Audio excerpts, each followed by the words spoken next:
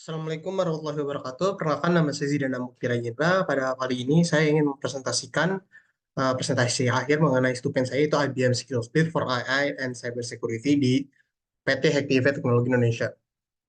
Nah, pertama ya, Activate itu apa? Activate itu adalah program reskilling atau perusahaan reskilling yang mendalam yaitu bootcamp yang mengubah pemula menjadi talenta digital siap kerja. Sejak tahun 2015, Activate ini telah berdedikasi mengatasi kesenjangan keterampilan teknologi melalui kurikulum komprehensif dan praktis yang mempersiapkan siswa untuk sukses berkarir serta berkontribusi pada pertumbuhan ekonomi Indonesia. Dengan 7.200 lebih siswa terlatih hingga Activate mendorong transformasi digital dan pembelaan individu di industri teknologi yang dinamis ini.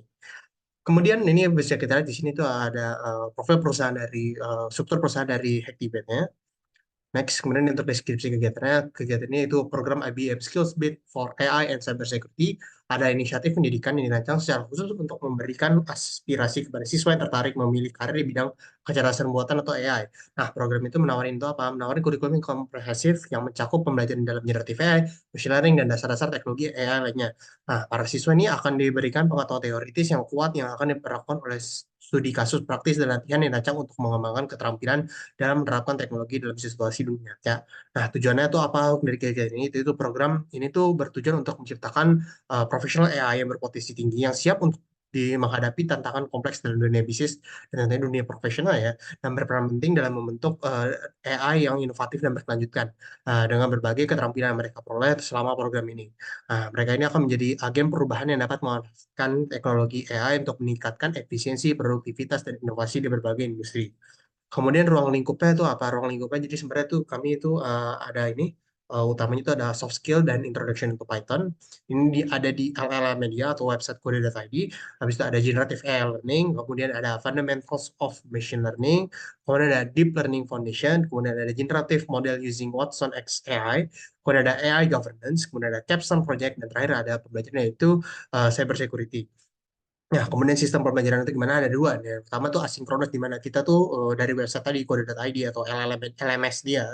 Nah, itu dia bakal nyediain referensi-referensi dan juga slide-slide materi yang perlu kita pelajari dulu, baik itu sebelum atau sesudah dari pembelajaran sinkronus. Nah, kemudian untuk pembelajaran sinkronus itu ada dibagi dua, yaitu pas ada kelas besar, kemudian ada dibagi lagi jadi kelas kecil. Nah, kemudian keikutsertaan atau keaktifan mahasiswa ini juga dicatat ya, di mana mahasiswa yang aktif mendapat nilai yang lebih dan mahasiswa yang tidak aktif biasa saja. Kemudian jadwal sinkronis ini tuh terkadang tidak tentu dan bisa didadakan dan semuanya diumumkan lewat aplikasi Discord. Kemudian untuk sistem penilaian itu ada tiga, itu pertama tugas individu, dan kita dari tugas individu yang kita kumpulkan yang kemudian dicek oleh mentor kami di kelas kecil. Kemudian ada keaktifan selama proses pembelajaran. Kemudian ada capstone proyek atau tim proyek ya. Itu beda lagi sama tugas individu tadi karena ini proyeknya tuh bersama-sama teman sekelompok. Kemudian latar belakang saya di sini mengambil stupid ini karena saya tertarik sendiri ya dengan AI ini, karena memang dari kasdet dari mata kuliah kasdet saya tertarik, dan mata kuliah atau stupen ini tuh melanjuti dari situ di mana saya bisa belajar LLP, computer vision, dan lain-lainnya. Nah, selain itu di sini tuh juga dibahas cyber security ya. Menurut saya ini tuh hal yang menarik juga. Kenapa? Karena di Indonesia ini AI ini tuh cyber security ini tuh bisa dibilang tuh kurang bagus ya, dan sebenarnya menjadi barang yang hits banget ya. Sedangkan ini bisa jadi kompetitif edge bagi saya. Kemudian untuk teknik pelaksanaan itu ada beberapa ya caranya, itu pertama lewat Discord sebagai media komunikasi, kode ID itu sebagai LMS dia, kemudian ada Google Meet sebagai aplikasi untuk pembelajaran sinkronus dia, kemudian ada IBM Skill Build Platform itu untuk mendapatkan LMS dia juga ya sebenarnya, dan IBM Studio Platform, kemudian ada GitHub dan Google Colab itu untuk pelajaran baik itu tugas individu atau tugas kelompok, kemudian terakhir ada Google Classroom yaitu untuk mengumpulkan tentunya itu tugas yang tadi dibuat ya. Kemudian untuk kendala yang utama yang saya hadapi itu adalah masalah komunikasi, di mana karena kan ini Discord ya. Jadi channel-channel yang dipakai oleh Activate ini masih kurang efektif sehingga banyak miskomunikasi dan chat yang terlewat karena memakai Discord ini ya. Kemudian saran saya solusinya itu apa?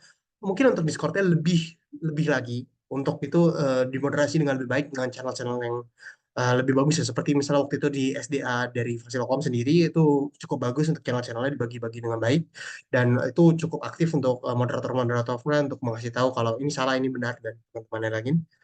Kemudian untuk relevansi dengan perkuliahan, jadi pertama ya tentunya dia berhubungan erat dengan kecerdasan artificial data dan sains data besar, dan tentunya saja dengan mata kuliah NLP, di mana di sini saya mempelajari tentang machine learning dan juga deep learning dan juga tentunya natural language processing yaitu NLP, dan di sini saya juga mempelajari dengan computer vision yang itu berhubungan juga dengan itu. Kemudian untuk mata kuliah berikutnya itu komputer dan masyarakat, di mana saya belajar etik dari AI ini, dan juga tentunya saya juga mempelajari tentang professional skills yang dibutuhkan, yaitu soft skills-nya ya, itu juga termasuk berhubungan dengan komputer Komas ini.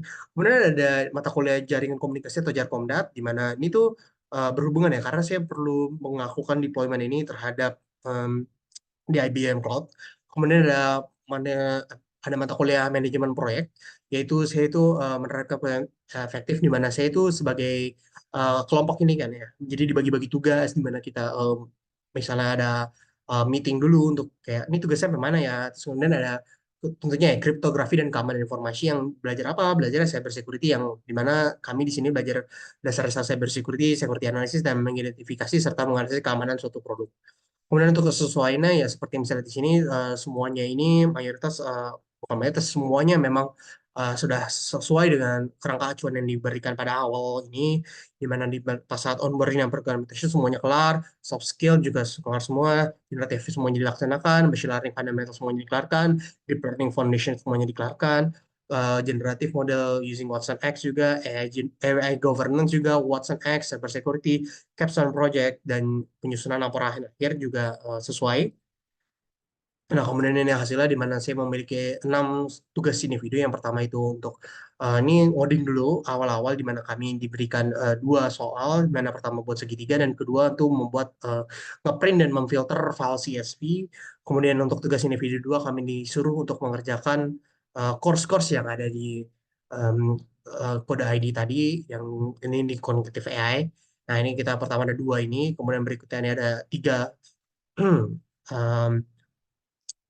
tiga sertifikat yang bisa kita lihat, kemudian total 5 yang dikumpulkan. Kemudian ada tugas individu 3, yaitu kita membuat project NLP, di mana saya di sini itu mengerjakan semua tugasnya dengan baik dan benar, di mana sesuai dengan ini kami menggunakan algoritma decision tree dan random forest, dan juga melakukan hyperparameter tuning.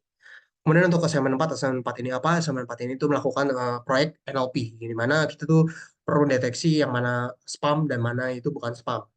Kemudian untuk tugas individu 3 ini kita perlu mendeploy model uh, chatbot atau ini generative AI itu ke menggunakan Streamlit ya. Tentunya ini seperti yang sudah bisa lihat di sini, mana saya berhasil melakukan deployment tersebut dari IBM.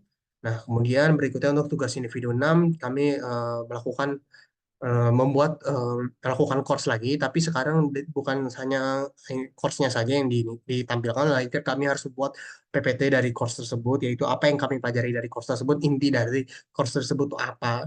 Kemudian ada juga proyek akhir, di mana kami itu dibagi-bagi menjadi 6 orang per kelompok, di mana kelompok saya memilih itu menggunakan NLP untuk mengidentifikasi dan mengklasifikasi emosi yang terkandung di dalam teks. Nah, kemudian ini ada emosi apa aja, ada anger, joy, fear, dan sadness. Kemudian saya melakukan data load, building, dan cleaning. Kemudian data preprocessing juga, saya melakukan EDA juga, saya melakukan word cloud ya, seperti ini sini bisa dilihat. Kemudian ini hasil EDA-nya. Kemudian saya melakukan model aktif architecture definition atau pembuatan model, di mana ini seperti tadi saya menggunakan model LSTM. Kemudian evaluasi modelnya seperti misalnya di sini, yaitu ada model akurasi dan model loss-nya tentunya, dan di sini tuh juga ada precision, recall, F1 score dan supportnya, dan akurasinya tentunya, dan juga di sini ada heat map-nya bisa dilihat. Kemudian ini konklusi yang saya terima dari kesimpulan tadi, yaitu dari model tadi yang saya buat, itu saya memiliki overfitting sebenarnya. Kemudian saya juga melakukan deployment terhadap model tadi, yaitu ke dalam IBM ya, ke Streamlit juga. Nah, ini seperti dilihat di sini tuh dia itu berhasil memprediksi di mana teks-teks barunya ya dari dia. Jadi dia bisa mengecek nih kalau misalnya I am so happy, dia bisa ngomong kalau ini kemungkinannya apa saja. Kemudian terdapat saran dari konklusi ini, yaitu secara keseluruhan ya program ini tuh sebagai pesertanya saya tuh bagus ya menurut saya program ini, dan patut direkomendasi kepada teman-teman saya. Tapi menurut saya mentor-mentor materi dan itu tuh juga diberikan cukup merepresentatifkan hal yang ingin diajari dalam program ini. Namun ada beberapa saran yang perlu saya kasih ya berikan. Pertama tuh perlu ada cara komunikasi yang lebih baik ya, karena sekarang pakai Discord, dan Discord itu bisa dibilang kurang channel dan kurang moderasinya di Discordnya. Nah, itu jadi perlu diperbaiki lebih bagus lagi. Kemudian tuh sering ada, jadi gara-gara itu sering terjadi miskomunikasi. Lalu kedua tuh perlu ada submisi official dari program yang dibuat untuk tiap mentor, karena sekarang tuh saya sendiri ada dua submisi, di mana satu untuk kelompok besar dan satu untuk kelompok kecil. Nah, itu tuh kadang-kadang suka membingungkan karena dulunya memiliki deadline yang berbeda, dan kadang-kadang setiap dari mentor memiliki informasi berbeda, sehingga kadang terjadi miskomunikasi, dan semuanya itu sebenarnya halnya bisa dilanjutkan dengan ya itu memperbaiki alur komunikasinya, baik itu antara mentor, antar mentor dengan peserta, atau dari mentor sama mentor, mentor ke pemilik atau ke perusahaan ya. Kemudian sekian dari saya, mohon maaf bila ada kesalahannya. Wassalamualaikum warahmatullahi wabarakatuh.